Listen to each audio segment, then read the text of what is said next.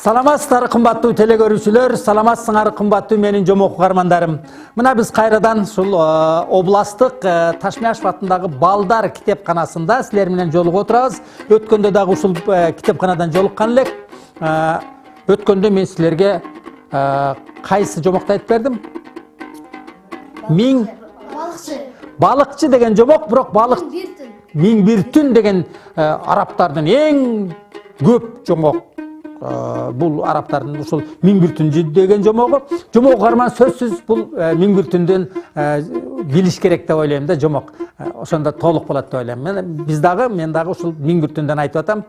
Балыкчы жөнүндөгү жомокто айттык элек. Эми мына ушул кайерine келдик?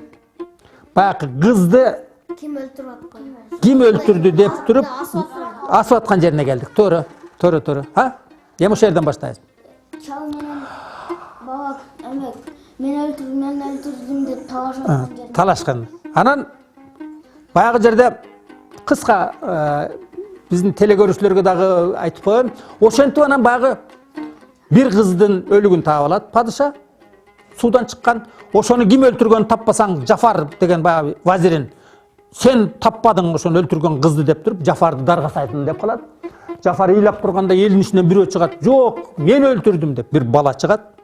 Баланы даргасайын деп атса, дагы бир чал чыгат. Жок, бул бала жалган айтып атат. Мен өлтүрдүм деп эмне кылат? Бир аксакал келип калат. Анан кийин элдин баары ооз ачылып калат. Бу кандай? Эмне үчүн мен өлтүрдүм деп атасың десе айтат экен. Бул кызды мен өлтүрдүм. Анткени мен бул айыпты кылган күнөөмдү мойнума албасам, тигил дүйнөгө барганда Аллах мени дозокко салып үйгүзбөйбү? Андан көрө ушул дүйнөдө мен айып мойнума алайын дедим десе, Ауш кайтат экен. Бул бала жалган айтат. Бул калп айтып атат. Бул кызды мен өлтүрдүм. Жок, бул аксакал карып калган, алжып калган, мээси айнып калган, эси жок. Ошон үчүн бул өлтүрдүм деп атат. Мен өлтүрдүм дейт экен. Жок, бул бала жаш, билбейт. Падыша айтат экен. Токтогула, халиф. Сурак алайлы. Сен эмне үчүн өлтүрдүң? Дейт экен баягы немени. Баланы биринчи. Урматтуу халиф, урматтуу бүт аламдын падышасы. Мына бул аксакал менин жакын тууганым болот. Жанагы өлгөн кыздын атасы болот. Атасы. Ал кыз менин не болот? Сүйгөнүм эле. Дейт экен. Анан кийин ошон үчүн мен аяп атат. Ошон үчүн бул аксакал мен аман калсын деп атат. Мен өлтүрдүм дейт экен. Айтанда дейт экен. Аксакал мен кичинекеймен баягы соода сатык кылам. Ал убакта үйрөнөт экен, бардыгы соодаларды жакшы үйрөнүп алдым, кантип соода кылганды. Анан соода кылып жүрсөм, бир күн бир кыз келди. Ага бир көйнөктүк неме бериң деп. Материал. Көйнөк кийим алганы. Анан баягы бир жакшы көйнөгүнөн бердим. Таанып айтасыңбы дептир. Жок. Анан ал убакта беттерин жаап жүрүшөт экен да арабтар мындай. Анан бетин ачат экен. Эй, мен сенин абаңын кызымын. Ой дейт экен. Анан баягы жерде ошол бирин-бири жакшы көрүп калдык. Анан баягы кызды мен алдым. Бул авам ал убакта туугандары бири-бирине кыздарын бере берет экен да, башка жакка кетип калбасын деп. Анан бул авам ошол кызды мага берди. Мен бир кыздын баягы кызды алдым. Анан жашап жүргөндө, анан баягы менин аялымын дейт экен. Дагы бир эжеси бар. Ал дагы мен сени жакшы көрөм деп айтты. Анан мен жок, мен муну жакшы көрөм. Аллахтын алдында мен муну менен никелешкенмин деп айттым. Анан бир күн эртең менен турсам эле, эмне болуптур? Эртең менен турса, колдору чапташат экен да, суу болуп, нымдашып. Анан бул эмне болду деп минтип караса, колу кыпкызыл экен. Минтип карасам баягы аялым өлүп жатат. Башы кесилүү. Мен аябай коркуп кеттим. Бул эмне болгонун? эми буну мен өлтүрдү дешет да, ушуну эми кандай кылсам экен деп мен коркуп кетип, баягы кызды эмеге ороп, шейшепке ороп туруп, анан аны килемге ороп туруп, сандыкка салып, түндө салып барып, ушул кызды ыргытып ийдим эле. Немеге? Деңизге. Ошон үчүн муну мен өлтүрдүм деп. Анан аксакал айтты. Бул туура айтты. Аксакал, сен эмне үчүн андай кылдың? Эмне үчүн мен өлтүрдүм деп атасың? Деп айтат экен. О, урматтуу падышам, биз ушул шаарда жашайбыз.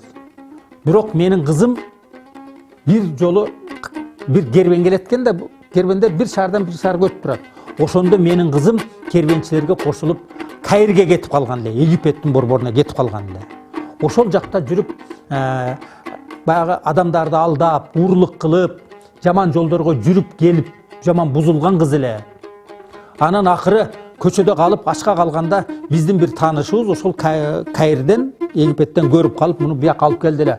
Ошол кызым, ошол жаман адаттарды үйрөнүп, жакшы жаман нерселерди көрүп келген кызым, булардын бактылуу жашап атканын көргөндө ичи күйүп, ичи тар болуп калыптыр да, жаман болуп. Ошон үчүн бул менин чоң кызым жаман. Ошол чоң кызым булардын бактысына ичи ачышып, анан булар уктап атканда акырын келип туруп, немени ушул сиңдисин өлтүрүп койду. Ошон үчүн эми бул бала билбеди да, бул бала өлтүргөн жок, өлтүрбөптүр. Демек, ол менин кызым. Ошон үчүн мен ушундай жаман кыздын атасы болгон үчүн мен ас деп мен айттым дегенде. Падыша айтты. О, мындай такыр мурда да, кийин да болгон эмес. Алтын тамгалар менен жазып койгула. Бардык кыздар, бардык балдар тарбиялуу, жакшы болуп өсүш керек экен. Муну жазып койгула. Сен бошодуң дейт экен дагы. Анан кийин өзүнүн немесинен, баягы падышалыктын ичинен эң сулуу кызды баягы балага алып берип, аны бошотот экен. Сен дептир, ушунчалык жакшы адам экенсиң, сен да бошодуң деп, анан кийин баягы эмне болуптур? Жафар деген вазир өлүмдөн калыптыр. Чындыкты айткан үчүн берки бала, атасы кызынын жамандыгынан баланы өлтүрбөгөнүн айткан үчүн бала бошолуптур, алда бактылуу жашап калыптыр. Анан аксакалдын ушунчалык арман кылганын, жакшы тарбиялабай, ушул бала бекер бөөдө өлүп калбасын деген үчүн аксакалды да бошоп, анан кийин ошол халифаттан эмне болуптур? Тынчтык өкүм сүрүп, жакшы жашап калышыптыр. Мына кымбаттуу телекөрүүчүлөр, кымбаттуу жомок каармандар, биз ушул 1001 түн жомогун баштадык. Мындан кийин кайрадан ушул Ташмяшев атындагы областтык балдар китепканасындагы жомок айтчу бөлмөдөн кайрадан жолугушканга чейин сак саламатта болгула.